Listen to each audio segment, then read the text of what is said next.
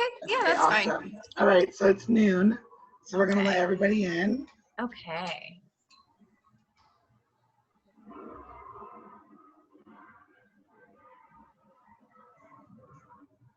Hey guys. Hi. Hi. Hi, everybody. Nice to see everyone. Hi, Jeff. Hi, Heidi. Jeff on the East Coast, Heidi in Wisconsin. Hi, John. Hi, Karen. Hi there. We're so excited to see all of you. We're going to go ahead and get started so we can stay on time. And we have about 25 people joining us today, so Rebecca will let them in as they come into the waiting room. Well, thank you all. It's so nice to see your faces. I love seeing everybody. A lot of you are return every Wednesday, and then we have a lot of new people today. We're really excited about our guest speaker today, which we will introduce in a little bit. I just want to go over some Zoom rules. So just please a reminder to mute yourself when you're not speaking. We recommend speaker view for presentation. Sharing your video is obviously optional, but we love seeing your face if you would like to share. And then please put all your questions and comments into the chat. We do have a dedicated time at the end for Q&A with Melissa, our special speaker for today. So I want to give a quick update as to what we've been up to at Autism Tree. So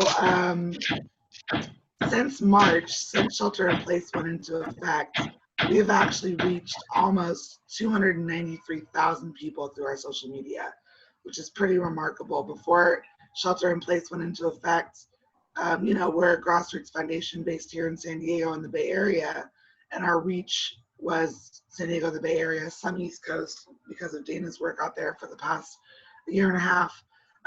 But these numbers are unprecedented for our foundation. So it's pretty remarkable. We're really close to 300,000. Our posts have been shared almost 500 times, 493 times, which is also remarkable for our foundation as well. We also now have an incredible YouTube channel with content being uploaded daily and produced daily. If you are not a subscriber, please subscribe to our YouTube channel. It's easy and it's free. It takes 1 second. You know that a little notification on your phone every time we upload a video. We now have almost 200 videos, and 130 of those videos we've created since March 12th. So thanks to our incredible team of volunteers and interns and families, we now have an incredible library that you can look at and view. Our Reading with Autism Tree series launched in April during National Autism Awareness Month, and since then we've posted 29 videos of kids and volunteers and core team members reading children's books. So, and that's reached almost 30,000 people. If you would like to read a children's book, Melissa did one with one of the horses, which is really fun and very popular for our video viewers. We also, since the end of March, since March 28th, we have now provided 72 virtual programs / events, and we have 17 events coming up between now and the end of July. So if you have yet to participate in one of those or want your kids to, or no kids that would like to participate, please reach out to me and Rebecca. We can get you guys signed up. And now we officially offer 17 of our programs virtual, and we actually are offering our very first in-person event since COVID hit next week at our 6th annual Bridge to the Beach summer camp. That's in partnership with the City of San Diego Lifeguards and the San Diego Junior Lifeguards. And we did not think we were going to be able to host that this year. We didn't have funding for it, and also everything that was happening with COVID. And we usually serve, I mean, if you've ever been to a Bridge to the Beach event, hundreds of kids through those programs. And we are able to offer a week-long camp next week, and it's going to be COVID compliant. And we're going to be serving 18 of our kids with autism. And they're going to be paired in very small groups with social distancing, et cetera. So it's exciting because it's our first step forward towards having in-person events since shelter in place went into effect.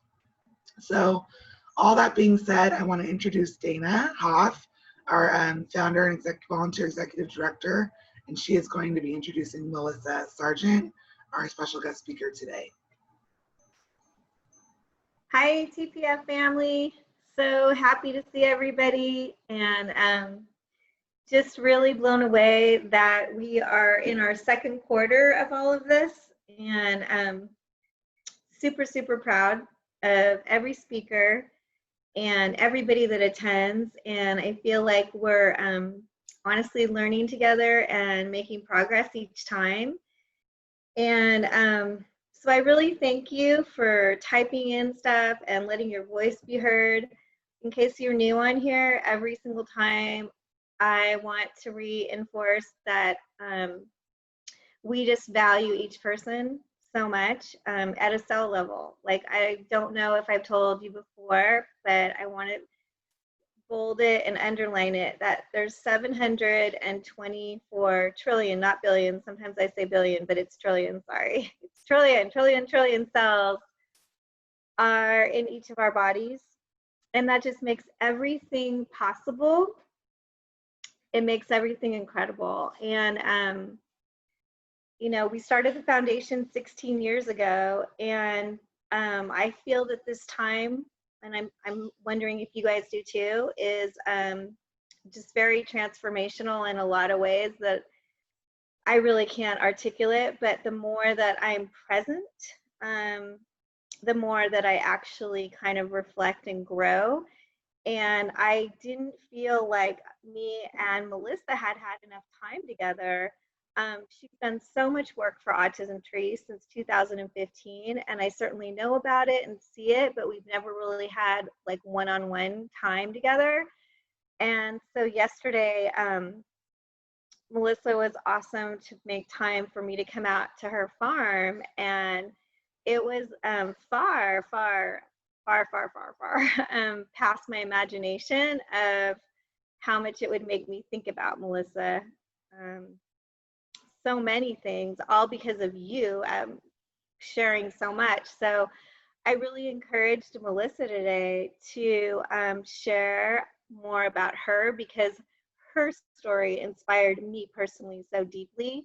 And I think that on the Lunch and Learns, what we've been seeing is that the more that people share their personal stories and how they got maybe to where they are, and sometimes, which I think is quite normal, you know, I used to be in the corporate world just like Pablo Hernandez was, and you know, now I've been doing Autism Tree for 16 years, and kind of interesting, like Pablo, I had to look back after meeting Melissa and having her talk to me about her mother, who adopted 6 children, including Melissa, and many siblings with special needs in her family that her mother adopted, and then had 3 more children, so 9 children.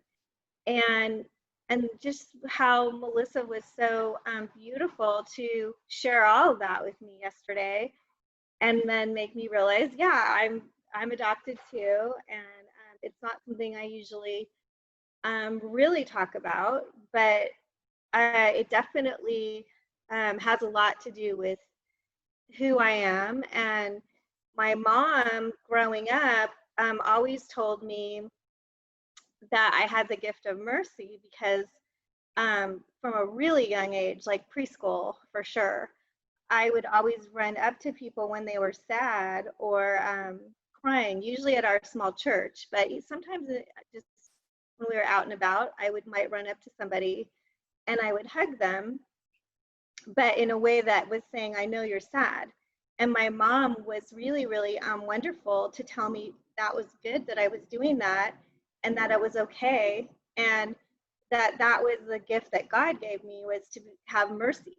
And she told me that all the time, and I think it was really good for me, because I was actually really, really shy, like where I didn't usually leave my parents' side when I was young. So when I would do that, my mom would be really, really encouraging that I was doing a good job with that, and that was really something special, that I had this gift. And so my question today, and Melissa, you led me to all this yesterday with talking to me about your life, is what is your superpower or spiritual gift that you know is like something that people maybe have told you, or you just know like that's what you do, and it's meant to be when you do it. You feel that, or someone else validates that in you. And it could be anything, really. I just have this beautiful memory that my mom always told me I had the gift of mercy. And Melissa, what I want to tell you is I've never met with someone and spent time with someone and truly, I searched my whole memory banks and I can't find one time where I felt like someone had the gift of mindfulness.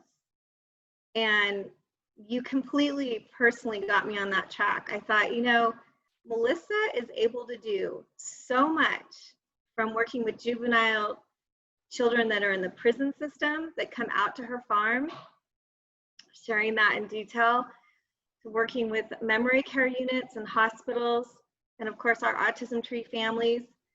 But what makes her so amazing to be able to do that, I was really thinking about it, and I'm like, it's because she's mindful. She was mindful with her whole farm of animals. She was mindful with me yesterday. And I just see that if no one's ever told you that, Melissa, I've never told anybody this. I'm completely 100% feel that you have this beautiful gift. I'm sure people told you had other gifts too, but of being mindful. And with that, I found this 2-minute video, and it's kind of fun. It's lighthearted because I think we have a lot of heavy stuff in our world coming at us every day, and that's not my intention. My intention is that on our Lunch and Learns, my intention is that you feel valued, that you feel heard, that you feel like you want to contribute, that you feel inspired to keep growing together during this challenging time. And this 2-minute video is meant to be fun about what is mindfulness. And you were my inspiration, Melissa.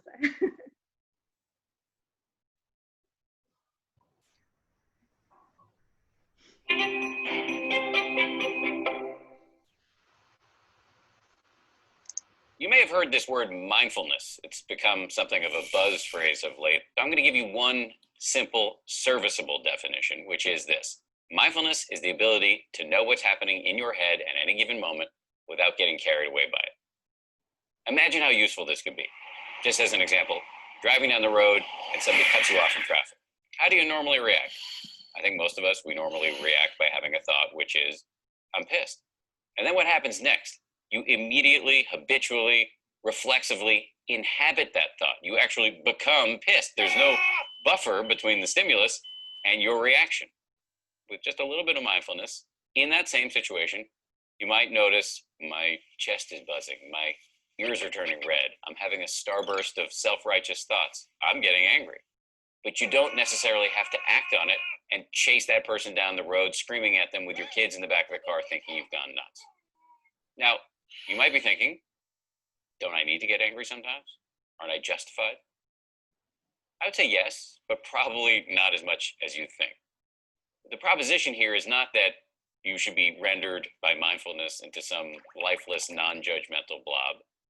The proposition is that you should learn how to respond wisely to things that happen to you, rather than just reacting blindly. And that, my friends, is a superpower. How do you get it? The way to get it is through meditation. I believe that meditation and mindfulness are the next big public health revolution. In the 1940s, if you told somebody you were going running, they would have said, who's chasing you? But then what happened next? The scientists swooped in, they showed that physical exercise is really good for you, and now all of us do it, and if we don't, we feel guilty about it. And that's where I think we're headed with mindfulness and meditation. It's going to join the pantheon of no-brainers like brushing your teeth, eating well, and taking the meds your doctor prescribed for you. Let me just close by saying, mindfulness is not going to solve all of your problems. It's not going to render your life a nonstop parade of unicorns and rainbows. Nonetheless, this is a superpower, and one that is accessible by you immediately.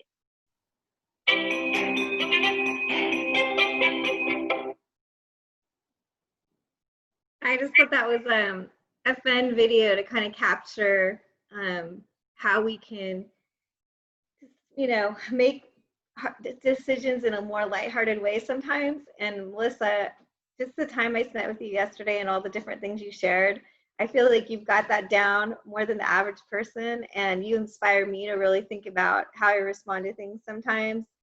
And so these are 10 easy ways that you can practice mindfulness. You can eat mindfully, you can walk mindfully, you can observe your breathing, you can connect with your senses, you can pause between actions, you can listen wholeheartedly, get lost in the flow of doing things you love, meditate daily, travel or mix up your routine, and observe your thoughts and emotions, which I do think that's kind of the last one is when I feel like we're doing together on the Lunch and Learns, and I'm really personally grateful for that. I don't do all of these. I do some more than others, but I think it's a great list, and the ones we're not doing, maybe we can all together try one of them and do it more than we do. I know I don't really meditate daily, and that's something I'd really like to try doing. But I share these things with you because I'm hoping that we're all, during this time, trying new things to get through it. And with that, I picked out this quote for you, Melissa. I wasn't sure which one I was going to use. I had like 5 or 6 with horses. But honestly, after being with you yesterday and your 5 mini horses and 3 big horses and cute pig named Piper and chickens, I don't know. I just felt like this was perfect for you. A horse will reflect exactly what you need to see about yourself. Are you brave enough to ask? Are you strong enough to listen? Are you humble enough to learn? And when I see you out on your farm, I just feel so inspired by you to continue to work on being stronger and better version of myself. And I know all of you that are on the Lunch and Learns together right now are givers. You give way more than you take. And I want to say thank you for all that you guys do. And with that, I want you to introduce Melissa, who, if you haven't got to know her, I hope you do like I did yesterday, because it was such a gift. Thank you, Melissa, for being here today and for all that you do for so many.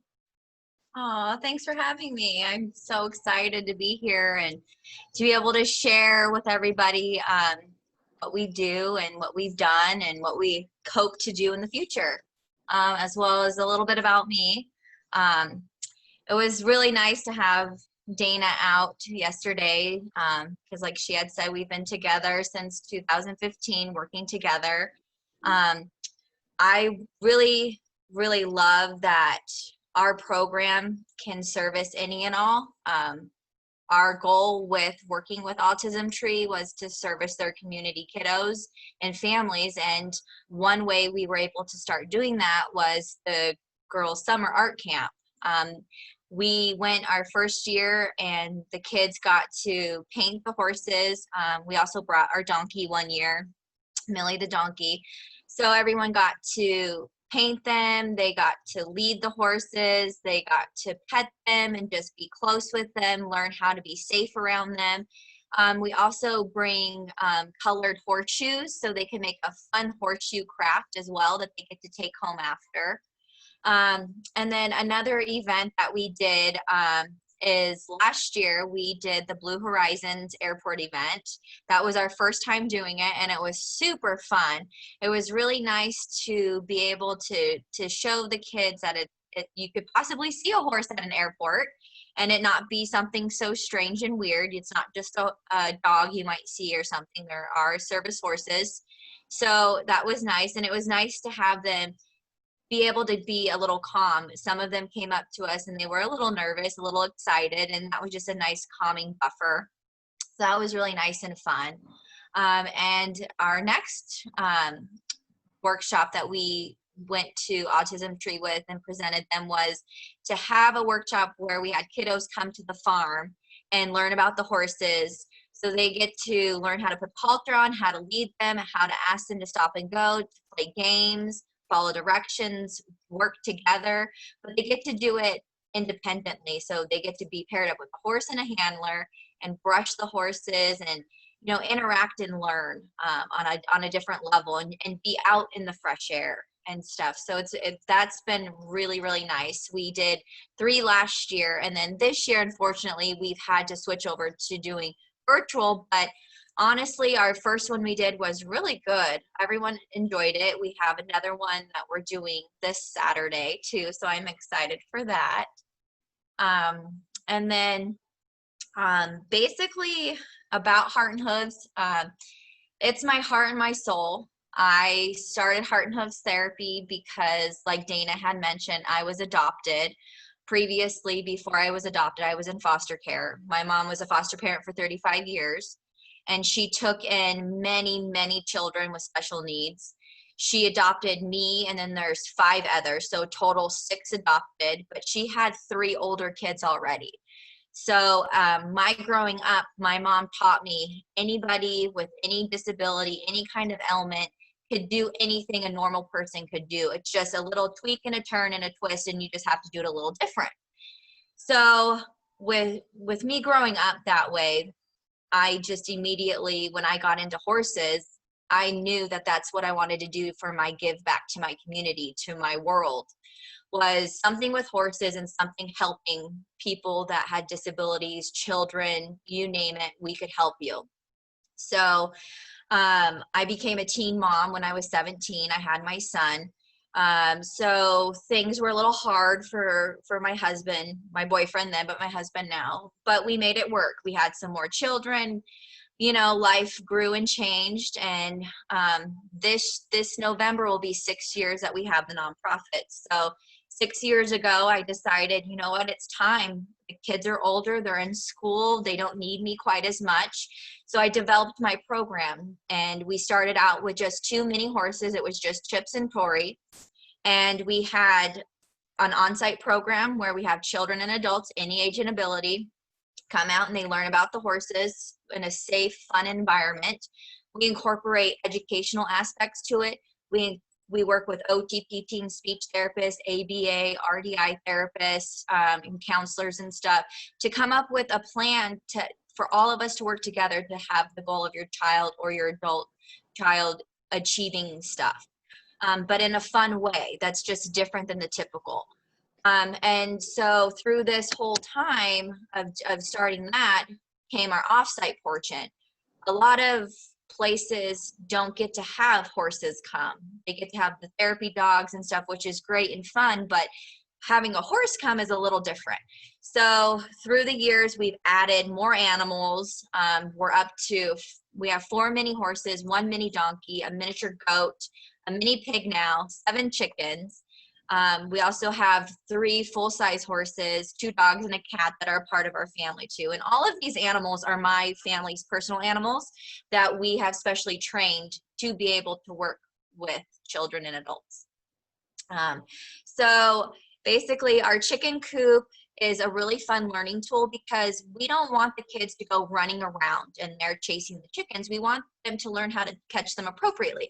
Take a deep breath, walk, approach, use your left, your right hand, bend down and grab them and pick them up and go over the body parts and be controlled and calm and safe and not make it just be something that you run around and you catch it. However, we want it to be fun, safe, and not hurt the animal. So it's teaching a lot of like empathy, compassion, and stuff as well. So, and then Rebecca, if you don't want to play the videos, it's okay because it's a little bit longer. We can just go to the next one. And then our goat Cherry, she's very sweet and she's very fun. The kids really, really enjoy getting to know her and learning about her. They get to, you know, groom her just like the horses. They get to lead her through the obstacle course. They absolutely enjoy being able to feed her treats because she loves horse cookies. So she's another great asset to our farm. And some of the kids choose to not work with the horses. They choose to work with her because sometimes the color attracts them more, or just that she's a goat and it's not a horse, and they've worked with the horse several times already. So our next animal that we have on the farm is our newest addition. We just got Piper during this whole COVID pandemic kind of stay-at-home thing. She's 4 months old. We got her when she was 5 weeks old. She is just the sweetest, cutest, fun little thing. And we thought it would be super great to have her added on because in the past we have had animals for 4-H. We've had pigs, and all of our clients have really enjoyed meeting them and stuff. But when they go to the market or to their shows, they don't come back to the farm. So sometimes our kiddos don't understand why. So this way, Piper is a permanent resident. She's not going to go anywhere. She can sit like a dog. She comes, she spins. So that's something that we get to show the kids and they get to actually do with the pig. And it gives them like gratification knowing that they can follow a direction, they can implement it, and then they get the actual result. So it's another way of learning for them. So we can go to the next animal, which is Millie, our miniature donkey. And she is just amazing. We've had her for 2 years. She loves to pull a cart. That is just her favorite thing. She enjoys being groomed and led and all of that stuff. So she just, you get on her and she just puts along so nicely and calm. She does not mind having people in her cart with her.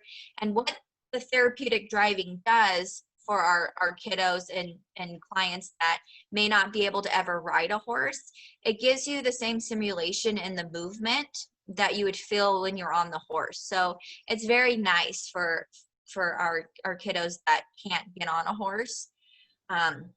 So Millie's another great asset to our program, and we love her dearly. Our next guest is Chips and AJ. Chips is our original mini that I started the program with. He just turned 19 years old on July 4th. I rescued him from a really sad situation, but we gave him so much love and care. He went from a horse that didn't want to be caught, was scared, was nervous, to loving people, loving children, being able to go to schools, hospitals, senior centers, assisted living facilities, you name it, he can go there, he can do it. He enjoys teaching kids just how to be safe around horses, how to groom, how to work through their issues they might be having. AJ's almost 3 years old, and he's been at our farm since he was born. I rescued his mom, and she was pregnant with him. So he's basically been a therapy horse his whole life, and he absolutely loves it. He is named in honor of my dad, who passed away. It'll be 5 years in December, but my dad was one of the biggest reasons why I started the organization, and my sister Christina, who was severely handicapped. So the two of them are very close to my heart. So AJ's named after my dad. And then our next crew members are Tori. And Tori was our second horse that I started the organization with as well. She's 5 now, and I've had her since she was a baby. Our autistic kiddos, for some reason, her and Millie, they gravitate towards. And I really feel that they can understand, the rougher brushing or that they need the calmness. So she kind of projects that calming, and she works great with our autistic kiddos. She works great with anybody. She goes to Rady's Children's Hospital. She goes to Grossmont Hospital, Kaiser Hospital. We go all over visiting. Our other new member we got during this COVID, I got for Mother's Day, is Violet. She's a mini horse. She's 4 months old, and she's just an amazing little creature already, and I can't wait to continue training and have her grow up and see what she's going to be able to offer our program. So these are our big horses. Part of our program for on-site is the kiddos and adults that come, they get to start with the mini horses first to make sure they can learn and follow directions and get familiar with the tasks in hand when you're handling a horse or you're grooming a horse, the safety. Once they reach a point where I feel they're comfortable and confident with that, then they can graduate up to our bigger horses. Nacho's been around for 12 years. We've had him the longest. He's an amazing horse. Prince and Dolly, though, they recently just came to our family. They were given to us by an amazing woman who she couldn't no longer care for them just because she had a busy schedule and stuff. So they are going to be able to be introduced as people are able to graduate from the minis. They'll be able to come in. So our next slide is basically just saying thank you for taking the time to learn about our program, see what we do with our animals, how we use them, and just kind of give you an idea of who our animals are and what we do with them. So is there any questions that I can answer? Melissa, I just want to say thank you so much for sharing all that. I remember when we first met and I took the Autism Tree van out, it was like 2015 to your farm, and you had like a couple mini horses. And now you have like a whole farm, which is so crazy to think, but it makes me really want to bring my little boy out to see your farm now. My little boy's turning 3 next month. And he loves animals, but he's definitely would like to chase the chickens. So I would need your help to get him to be nice to the chicken. Our friends have chickens, 10 chickens on an acre in Escondido, and when we go there, we just let him, run and chase them, and he just laughs and loves it. But I have not been good about monitoring that, so I need your help, Melissa, to help me make that happen.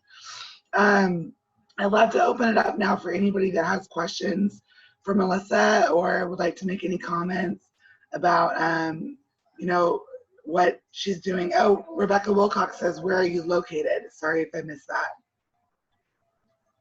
that. We're located in Ramona. Yeah, Ramona, and it's really beautiful out there. And Melissa has been working really hard. We've been community partners for so long, almost as long as her foundation has existed, 6 years. And I've just been so proud of Melissa because, you start small, you go bigger. And we've just been seeing her get more and more community grants and funding from local organizations in Ramona, which has been incredible. Thank you. Yeah, it's been great. I really love it. We really dabble and dip in and kind of service any and all. We work with foster kiddos, we work with probation, we work with Autism Tree, we work with different hospitals, senior centers. I mean, really, there hasn't been one kind of group or person that we haven't been able to figure out a way to work with them. I mean, the OTPT speech therapists are really great because they get to come out here and do a session out here, and it's completely different than what they would be doing in traditional therapy, but it's the same concepts, just using the horse to accomplish it, which is really fun. Another question from Elaine, is this something that is funded by Regional Center? And then Susan wants to know, how does one go about visiting your farm? So Regional Center does not fund us. We're considered alternative therapy still. Our hope and our goal is probably in the next 2 to 5 years to be able to have enough data to prove that our work is worthy of that funding. It's just right now it has to have very clear-cut evidence in order to get that kind of funding. But we do work with St. Madeleine Sophia Center. We work with Noah Homes, and we, other big day programs on UA and things like that. So we basically get a grant, they come out, and we work with them, is how we do it that way. And then basically, if you want to come out to our farm, we just have you either email or call, set up a session. We do Tuesday through Thursday right now. And kind of with the pandemic, there's just a couple protocols that are just a little different that we do temperature check, hand sanitizer before and after. And then we just are doing basically 1, maybe 2 sessions a day. Just kind of depends on, how the flow of thing continues to go. So far, it's been good. So hopefully it'll keep going. Yeah, and like Melissa mentioned earlier, one of our 20 programs is with Melissa. It's our Heart and Hooves Therapy workshops, and we did 3 of those last year, and they were all in person, and they've gone virtual. but maybe moving forward, they might be one of the next things we're able to do in person if we limit the kids and set up time schedules and do it a little bit different so that the kids aren't all there at once for any given day or sessions. So we'll sidebar that, Melissa, and kind of brainstorm ideas on that. But it's exciting to think about things kind of opening back up a little bit in the future months for our kids. Elaine also had a question. Is there a therapist that uses the horses for mental health therapy? So we work with a therapist that does do therapy with us. What we do is we schedule a session, the three of us. She comes on board, and the three of us work together to provide mental health aspect of it. Okay, and then a question from Daniel. How do you go about training animals to be comfortable around loud children or children with autism?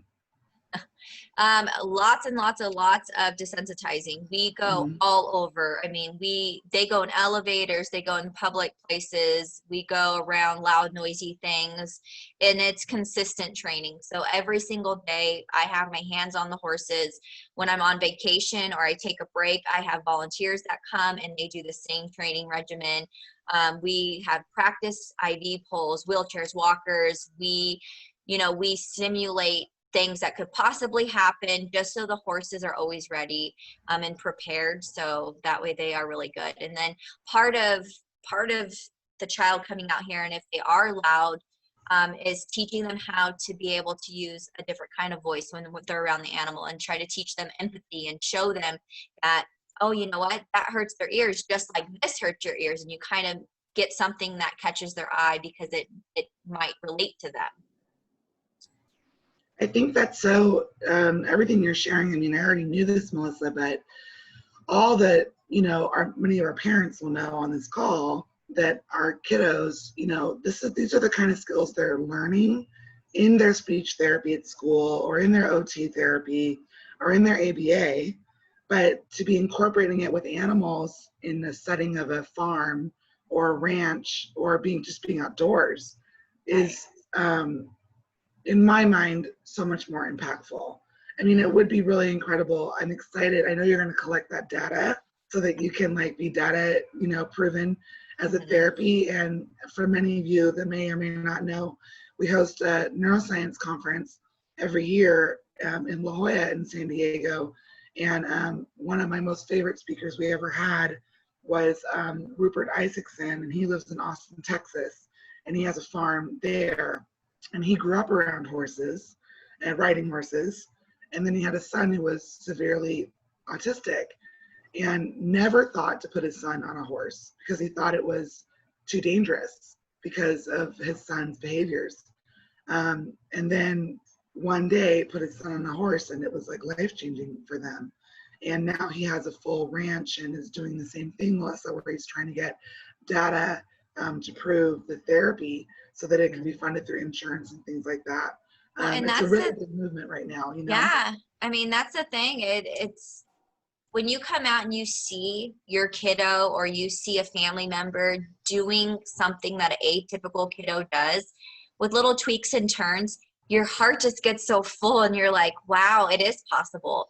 And I get to sit back and I get to watch and I get to see this. And for me, I've had 2 kiddos in my program for 4.5 years. And from where they've started to where they're at now, I can't believe how well they have grown. And, one, when he first came with me, he had an attention span of maybe 45 seconds to a minute. Maybe, and he was a runner, and we had to have an aid. And, now we've graduated to where he just came back this morning for his first session in 3 months.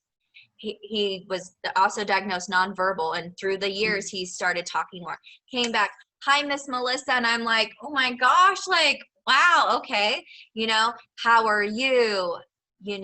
Just asking questions and just knowing that he needed to be calm because he was by the animals, and saying that he missed an animal. And a lot of kiddos don't always show emotion, so he's always been very reserved and not showed a lot of emotion. So for him to say that, I was like, oh my goodness. And for him to just remember the things that we did, like putting the halter on, leading the horse, what we say to ask the horse to stop, and it was just really great. And those are the reasons why I do what I do and why we have the program, is because everybody wants to be included. Nobody wants to feel like they can't do it because they have this or they have that. And that's what our program hope is to be able to achieve, is to be able to let everyone feel like they can be a part of something. And, you might not be able to ride a horse, but you can go in the cart and be pulled by a donkey and you get kind of the same vibration and you can learn the same tools. You might, be fearful to get on a horse. So you start out small and then you work your way up. And, like there's all kinds of different ways to go about it. Yeah, and what I love too is that it really can treat the child for their whole life. You don't ever really grow out of being around animals. I mean, even when our kids are teenagers, even when they're adults, when we do our workshops with Melissa, we will target different age groups. So one age group might be younger kids, one is a teen group, and then one is a young adult group. So we're talking kids in their 20s and maybe even their 30s. And what Melissa shared is so relevant because you see the progress with each of them. Karen Wright says, Melissa, you are a gift to the world. Thank you for sharing. Susan says, that nice work that you do. Thank you. And yeah, John, Rupert did speak at our neuroscience conference our second year. And if anyone's interested in that, Melissa, if you haven't seen it, there's a documentary that he created called Horse Boy, about his son and about the therapy they did with him. And if anyone hasn't watched it, we'll share it in the follow-up email today with the link if anyone is interested. And I don't know if anyone else on the call can speak to this, but having, been running Autism Tree for 16 years, it just comes up way too often of our children that are excluded from field trips, birthday parties. I mean, so many things. It's just ongoing. And so it's really a huge blessing, Melissa. Like I said, I love how mindful you are that you can take any child, even the child that can't go on the horse, and give him that experience with another animal or another part of your farm. And that's, again, why I just feel like we could all learn from you. I don't know if anyone's ever told you how mindful you are, but you are. And I think that anyone that gets to know you is inspired to be more mindful and have more access even than they already do. Because I've always said there's 1,000 ways to do anything, but a lot of the things you're doing, it wouldn't even occur to me that were possible. Like what you said with the child being on the donkey to get the same experience. I mean, we can all benefit from this as we continue to meet more people and grow together. It's just unlimited how much we always want to open new doors for our families and our children. And I see you doing that in ways I didn't even know about, like the juvenile prison program is incredible to me. And inspires me for some of those kids to maybe somehow we get to have more collaboration in some way, on things that aren't just serving our own families, but also us helping some of the other community that you're working with. Because I think the more that we all reach out in the community, the benefit it's not really quantifiable. And on that note, I want to take a moment to thank Karen Wright for reaching out to the homeless mother and her son that are now in a home, and for John and Lisa Kaufman to continue, and Rebecca, everyone working as a team to figure out what this mom and her son, 15-year-old son, need. I'm really excited that I think, Lisa, we're going to be putting something out about what Rebecca, the mom, is looking for to set up her new home. I met with her yesterday. Karen, can you just wave your hand really quick? Karen Wright on this call. Karen put together a little bag of some items. They just moved into an apartment after being homeless for a long time, living in hotels. And I was able to go physically drop it off yesterday at their new place.